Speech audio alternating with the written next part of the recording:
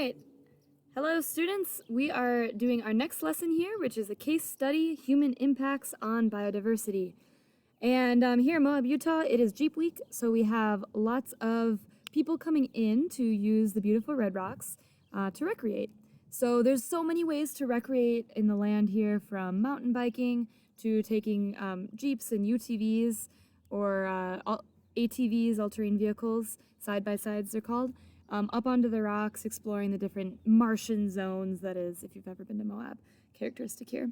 You could also climb, you can boat, there's like all sorts of ways to enjoy yourself here.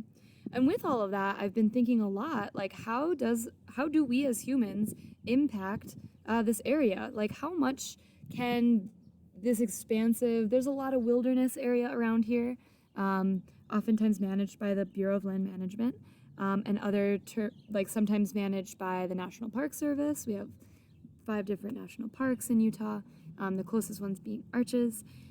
So lots of human traffic, right? From cars to bikes to just people. And with lots of humans, like what does that bring? You might think everyone needs to eat, everyone needs to get rid of the stuff they eat, right? So everyone needs to poop. Everybody needs a place to stay. Lots of hotels going up.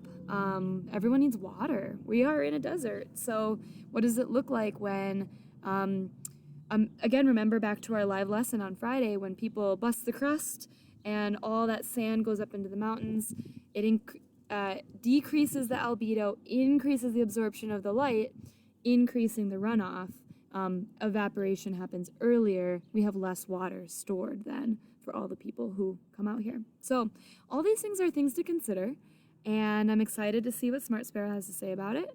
We'll dive in. What are your thoughts? Also, like, what do you see as being one of the biggest impacts that humans have on your environment, where you are down in Arizona?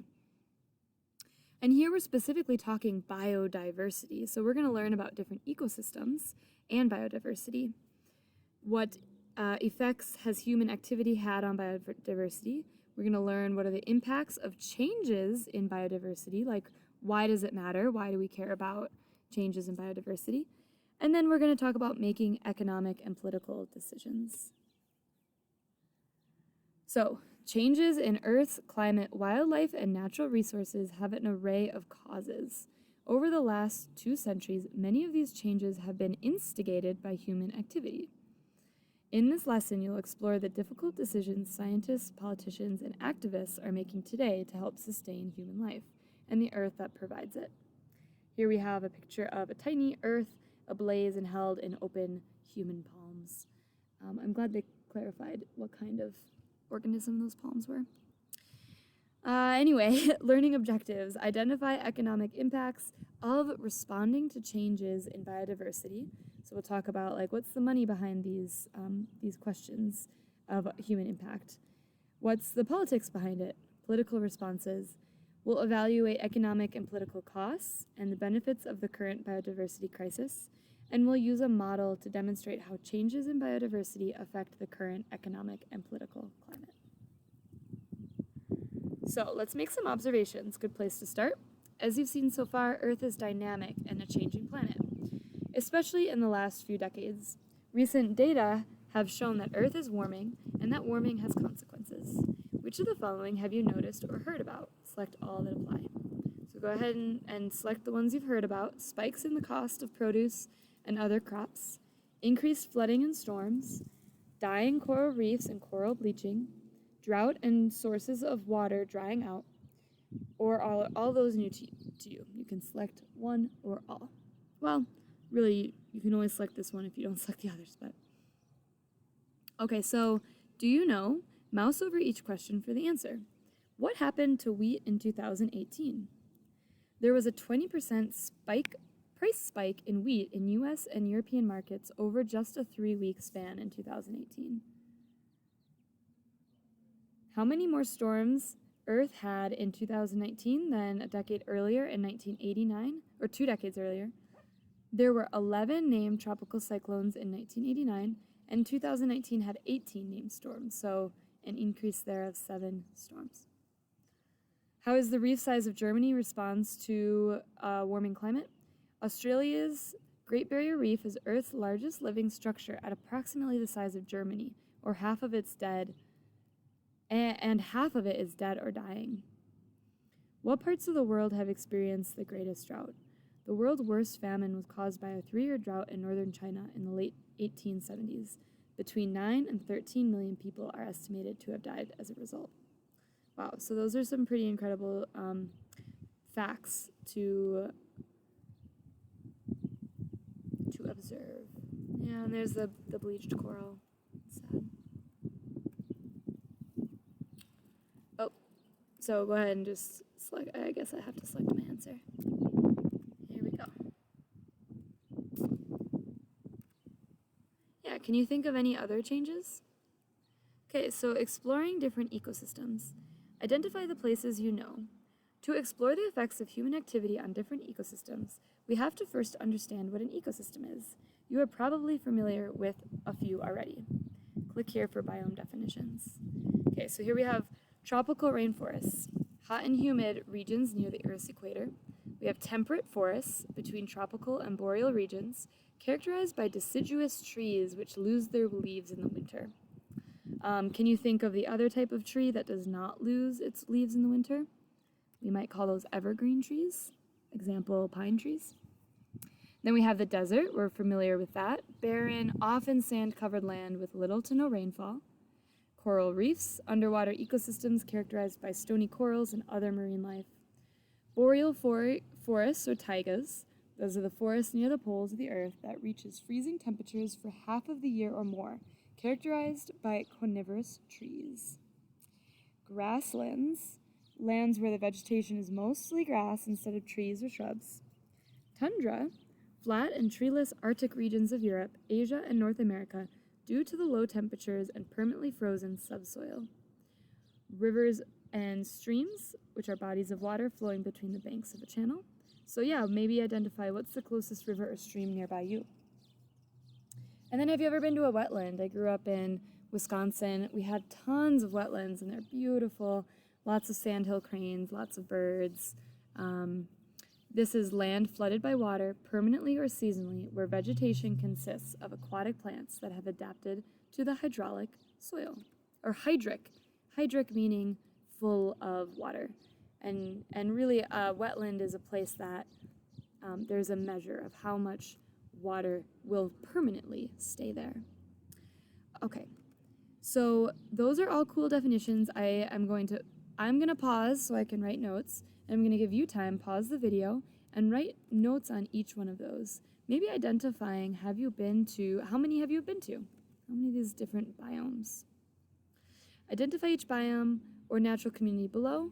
Okay, so then we'll go ahead and just see, is this desert, wetland, or marsh? Looks like wetland. Is this a desert, wetland, or marsh? Or desert, wetland, marsh, or tundra? Since there's snow, I'm going to guess tundra. And then that's sand, so that looks like a desert. Okay, and here we're doing it again. We're looking at these different biomes. What does this look like? That looks like a boreal forest or a taiga. Maybe in places such as Glacier National Park, if you've ever been there, that would be that example of that. That looks like a coral reef, and this looks like a grassland with some rocks. All right, let's do it again. This looks like a temperate forest. This looks like a tropical rainforest. And how can you tell? Maybe think back to the leaves. You can zoom in on the leaves. There's a lot more happening here. They're going to keep their leaves year-round, whereas temperate forests are going to drop the leaves. So you can see here.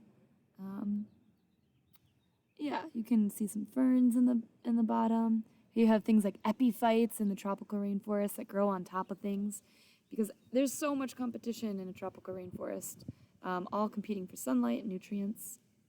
And then that's a river and a stream. All right, let's see what else we know, and this is a little bit of a refresher from last semester. We have a transfer of energy in freshwater ecosystems. Both natural and constructed environments on Earth support ecosystems. Let's take one you might be familiar with as an example, a freshwater ecosystem. Freshwater ecosystems include lakes, ponds, rivers, and wetlands. You may recall the image to the right from your exploration of matter and energy transfer in ecosystems with our superhero otter friends. In this diagram there are, so let's count up how many, 1, 2, 3, 4, 5. 5 different trophic levels. The pyramid's trophic levels show the flow of energy and matter in an ecosystem, from primary energy producers to various levels of energy consumers. Each ecosystem falls into a trophic level. Remember that a trophic level is a group of organisms united by obtaining their energy from the same part of the food web. Okay, so I'm going to make a note in my notes about trophic levels because I may have forgotten that from last semester. Food webs are more accurate than food chains at depicting interactions in an ecosystem. However, a simplified food chain can be used to show interactions between a subset of species, like the one shown at the right. So here we're going to click on the organisms below to place it in the correct position in the food chain in the pond environment. Organism 1 should be at the bottom of the food chain and organism 6 at the top. Okay, so 1, 2, 3, 4, 5, 6. So as we click on this, we're going to start with where the most biomass is, where the energy starts. This plant is going to take the energy from the sun to make carbohydrates, which is going to feed this shrimp, which is going to feed this minnow, which is going to be eaten by a larger fish, which is going to be eaten by an even larger fish, which is going to be eaten by an osprey. And I don't know if you guys have ever seen an osprey. They are beautiful birds. They hang around the water because they eat fish. They have this really cool marking on their heads. That's how it's easy to tell what an osprey is. And just another couple interesting facts about osprey. They're incredibly good fishers. So they'll dive down and with their talons out go try to catch a fish from underneath the water. And they're successful about out of 24 out of every 74 different times that they try. So it's, I guess, pretty good for raptors like this. They're also super widely distributed. So I wonder how many of you guys have seen them. They are found on almost every single continent. The only other more widely distributed species is the peregrine falcon. Also really neat birds. All right, geeking out a little bit there, but ospreys are at the top of the food chain. And that means nothing else would eat an osprey. I had a moment, really cool, anyway, side story, but I was out in my kayak and observed an osprey for like 10 minutes. I feel like we made eye contact, I'm not sure. I feel like once we did make eye contact, he flew away. Anyway, okay, so human impact, that maybe is a story that shows like human impact. Like we do impact these ecosystems by disturbing the natural ecosystem, the natural habitat for these different organisms. How else do you think humans impact these ecosystems? Maybe you're a fisher. I'm curious how many people in our class fish. And we'll kind of look at like what might disturb the plant life within an ecosystem. So go ahead and take a couple minutes there and write about 100 characters. How do humans impact all of these different ecosystems? And then I do want to bring up, this is pretty exciting. I don't know how many, we'll talk about this in our live lesson, but I'll link some of these videos. But here's a really neat TED Talk from a woman who lived inside the world's largest Earth science experiment, Biosphere 2. So we call Biosphere 1 our first biosphere, right? Like the one we're living in, which includes all the different biomes that we just reviewed. Biosphere 2 was an attempt to recreate every single one of those biomes, which I think is really neat because, one, for their research, they had to go to all the different locations. They had to travel to all those different biomes in order to figure out, like, all right, what do we need to include for a tundra? What do we need to include for the rainforest?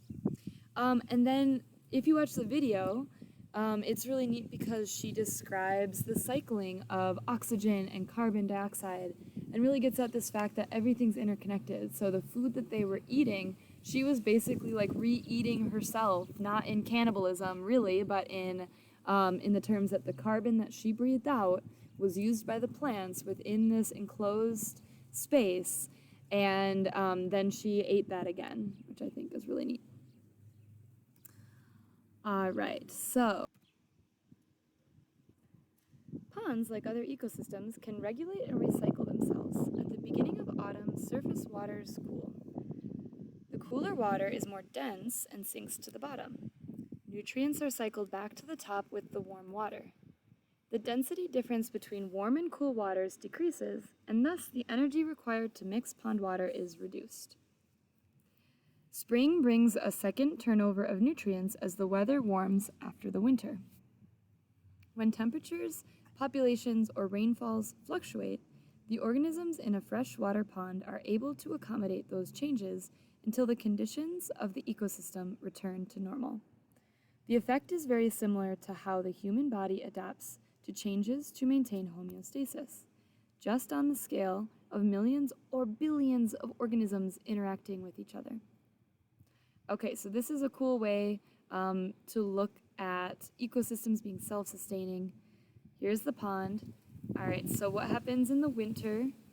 There's more density, right? From winter, we go to spring.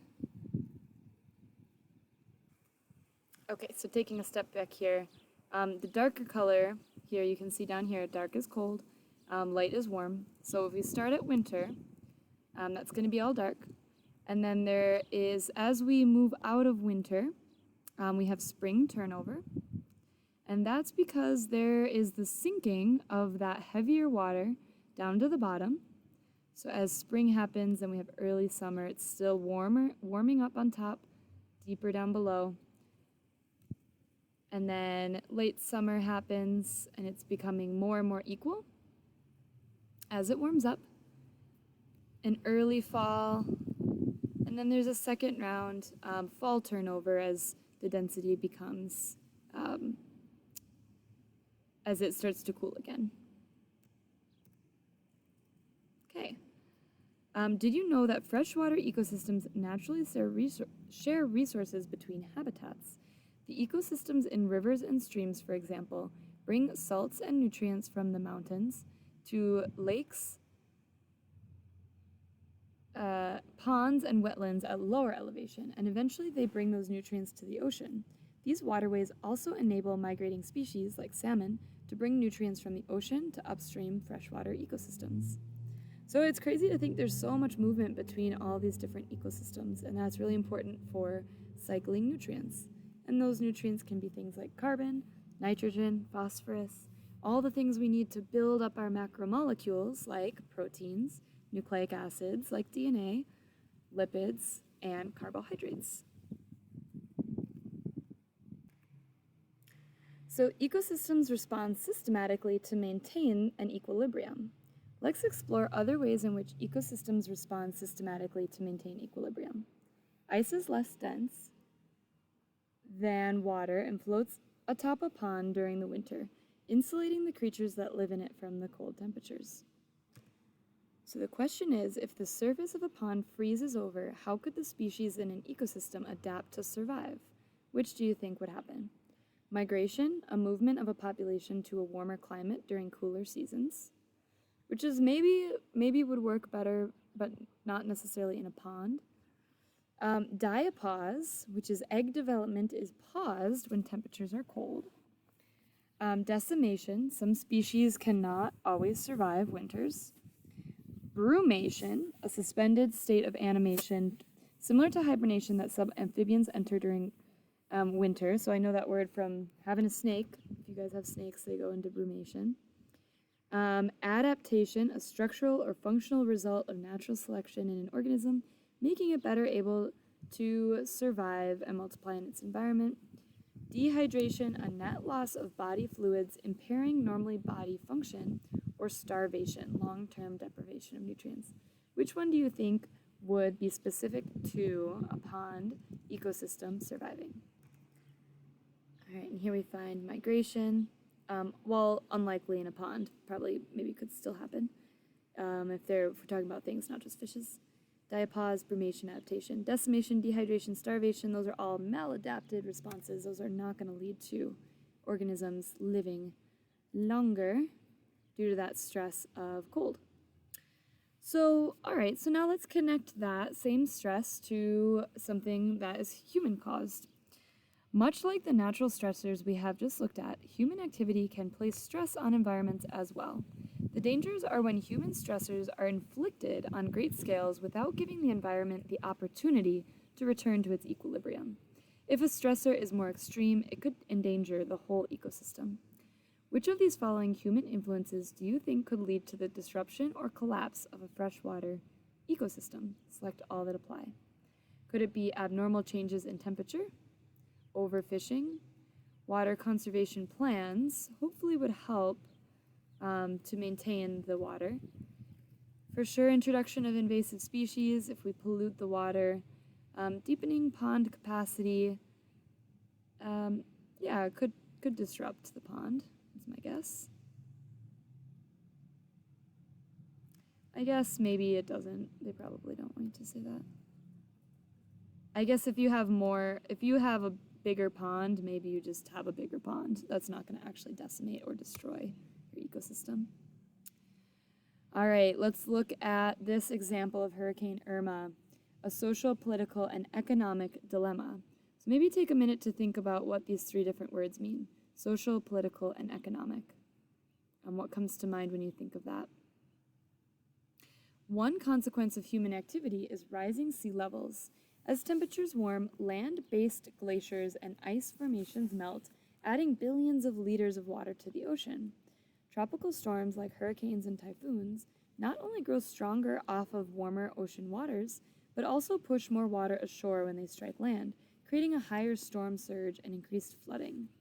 Here we have an image of a house tipped over after a hurricane. An example of this is Hurricane Irma. Hurricane Irma took enormous toll on the livelihoods of residents extending beyond the state of Florida into the Caribbean, Georgia, Alabama, Mississippi, South Carolina, and even Texas. Use the images on the right to help you identify social, economic, and political effects of hurricanes. So social being like humans and how humans interact with each other. Economic being tied to financial means or money, and political being based in our government system. People who keep order, the law enforcement, people who make laws, and people who like humans being able to vote on those. Okay, so take a look. This next picture describes the rubble of the fallen trees. And then the final photo here is a victim receiving medical attention. So one thing that you might think of in terms of an economic factor might be, or political factor is, how do we respond? What is our system? So in the United States we have FEMA, which is the Federal Emergency Management Agency, and they would be the ones that would be deployed. Sometimes we even use our military. It can go out and be used, if it's not being used overseas, to go out and to help in these natural disasters. So go ahead and take a minute and summarize what you see based on these images. Okay, so several observed effects of climate change are known to affect the strength and frequency of hurricanes. A few of the observed effects of climate change are shown below. Arrange them in order to demonstrate how a cascade of effects could lead from human activity to a stronger hurricane. Alright, see if you can arrange the following hurricane effects below in order. So if we read through this, we're searching for what's maybe the first cause, and we can move from there. Let's see. If we have more solar radiations, oceans are going to warm. That might lead to evaporation from oceans increasing, feeding larger or more powerful storms than before.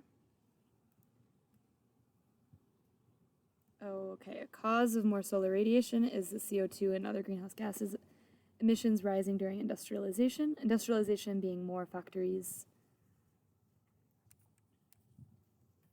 Probably more destructive storms strike land with higher winds and storm surge level than before, and then damage and destruction from hurricanes increases.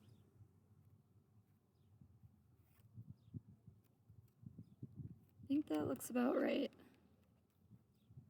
All right, we did it.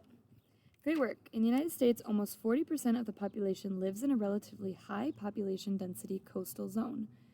where sea level plays a role in flooding, shoreline erosion, and hazards from storms. So, how many of you guys have been to Florida? This down here, this panhandle, we zoom in on Miami, the Florida Keys. The Florida Keys are these islands that come off the edge here, and they feel the effects of these increased hurricanes. Let's read more. The residents of Florida Keys, an archipelago, at the southern end, so an archipelago is a fun word. Do you guys know what that means? It's a group of islands that spurs off of a mainland. Has borne the brunt of hurricanes for centuries. With only a series of bridges to connect them to the mainland, Keys residents must be mindful of the future to ensure that they can get the supplies they need. To that end, the Florida Department of Transportation has projected costs of driving around in the Keys in the next 40 years. The projections show an economic impact of millions of dollars and have fueled a push by local and state leaders to fund transportation movements. Why do you think the Keys are already planning for rising sea levels when other parts of Florida are not? Okay, so go ahead and give your best answer there. And what is, maybe you want to connect it, what is true about the geography of those islands? And you can at any time pause the recording so that you can finish. I'm just going to move through this, though.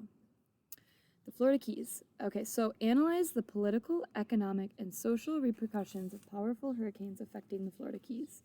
Remember that a repercussion could fit into more than one category, so choose where you think it fits best.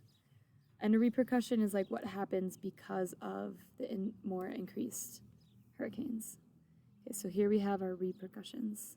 Let's go ahead and read through these and we'll decide where they belong: political, social, or economic. So work is needed to keep the Florida Keys road system above rising waters.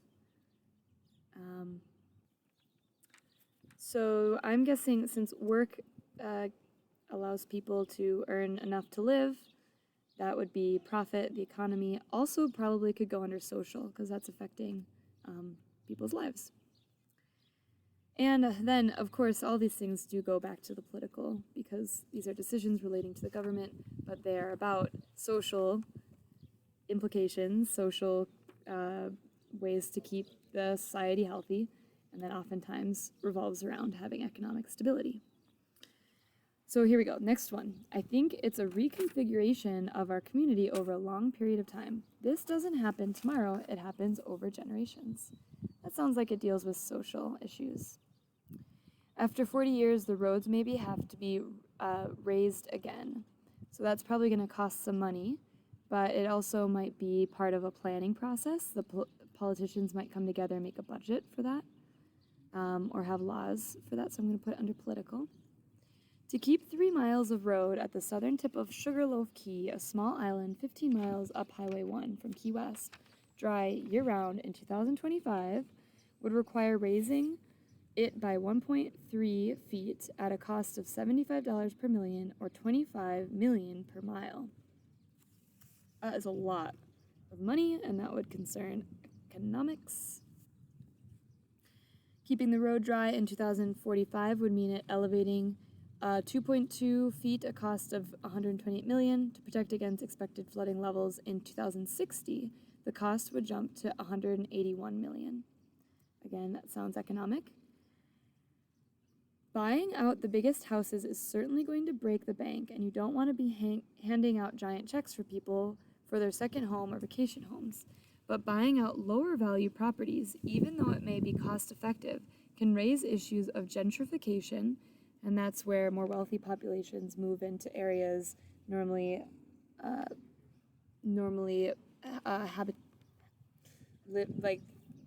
where people would just live who are not as economically advantaged, and unequal access to waterfront communities. So that could be economic or social. I'm going to put it under social.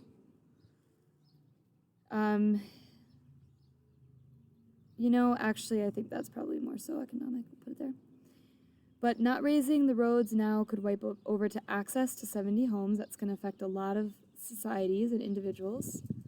Rising insurance costs are gentrifying the region. So again, here gentrifying, if it costs more to live there, it's going to be that people who have more money are going to be the ones who can live there. I'm gonna guess that's social, but also economic. And then flooding is also increasing the housing prices, and long-term residents like Anita McGee are being priced out. Okay, so that seems like it's social. Let's see, so we had some issues.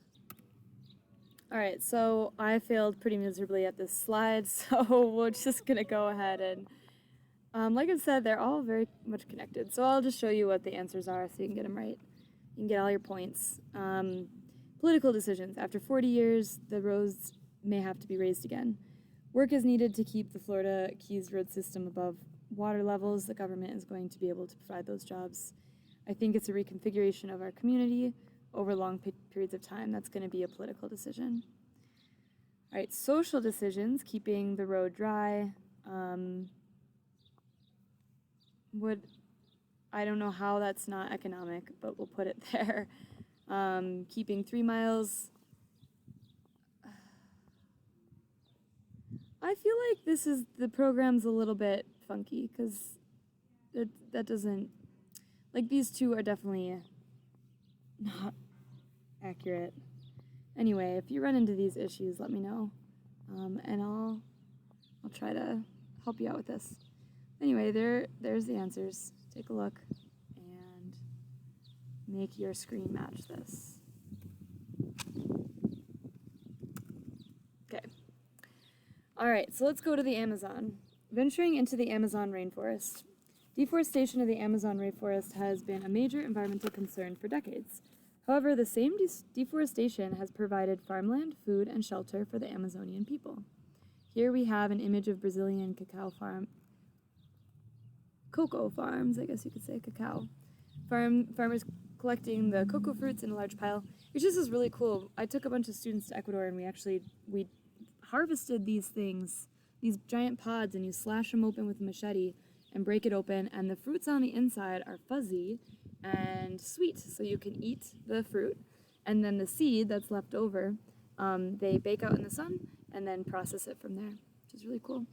But here's an image of deforestation in the Brazilian Amazon. So they provide jobs and food and shelter, but it can have effects on the environment.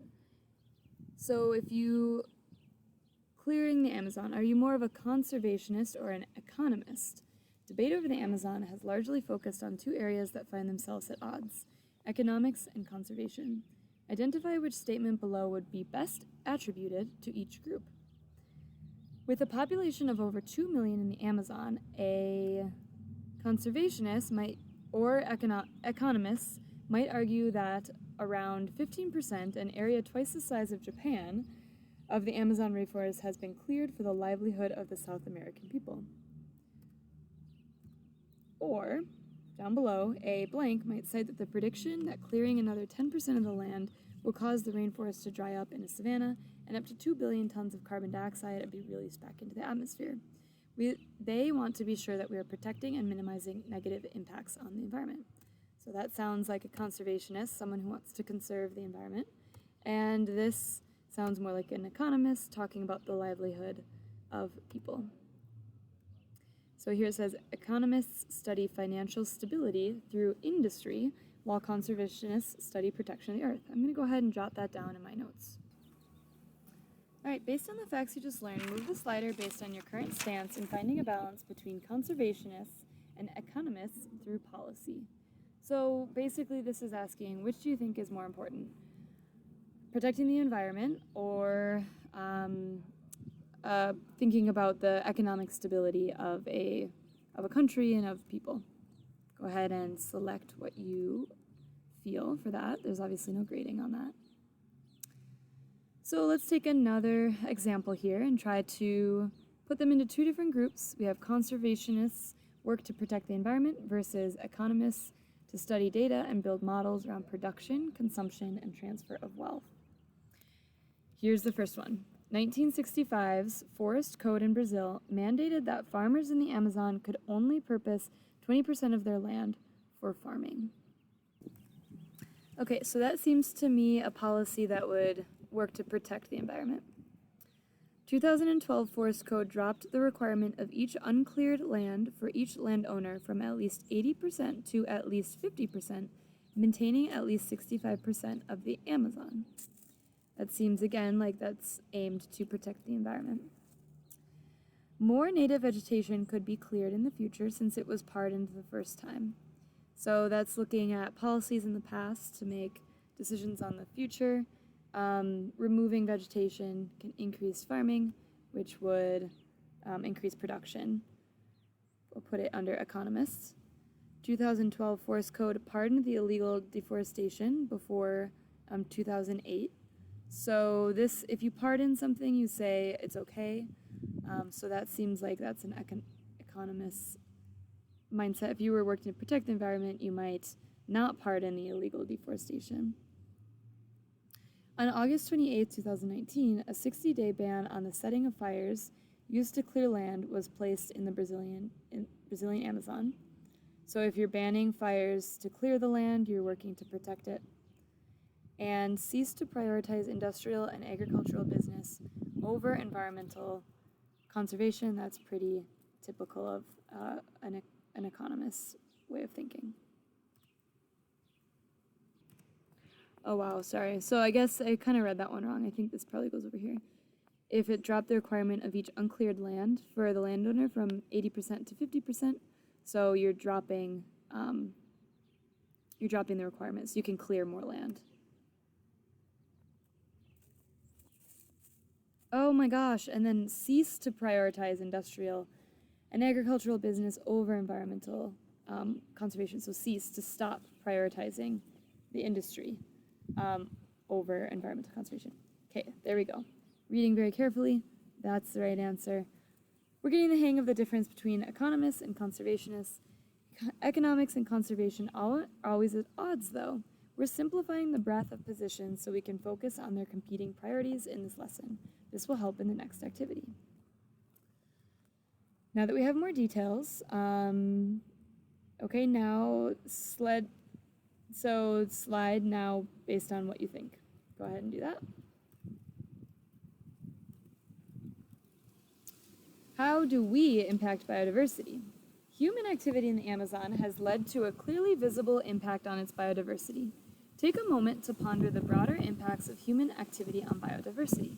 Which of the following do you think are true? Select all that apply. In the next 50 to 100 years, human population is only going to increase. Maybe. I mean, probably is going to increase. There might be a capping off, but that's maybe unlikely. Many of the spaces that are going to see the greatest increase in human population also happen to be biodiversity hotspots. That could potentially be true.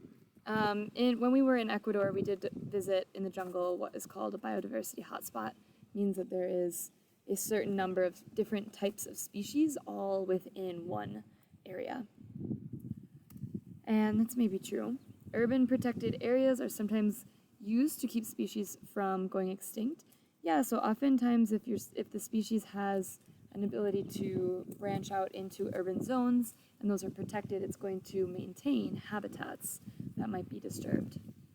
We are running out of space to protect, especially in these urban areas where most of the land is already developed. Yeah, and that's true. I mean, we're increasing urban sprawl as a thing. We're moving into areas that have been already protected. So what do we do there? Maybe a curious question to connect that to your own life is like, where do you go? Do you live in an urban area? I know we talked about that last semester, what urban means, but high density of people, if you're in a city. And then, two, like, where's your nearest park? Do you know if there's a protected area nearby you? It'd be a fun thing to share in our lesson. So, due to the fact that the human population is increasing, we will need more housing and resources. By taking more from the environment, we will also inevitably cause more damage. Politicians, scientists, and economists are looking for ways to sustainably provide for an increasing population. Urban planning is one of the ideas being used to protect biodiversity, while also developing cities to support people. Did you know that urban planning can actually increase biodiversity? Why do you think that might be? Select all.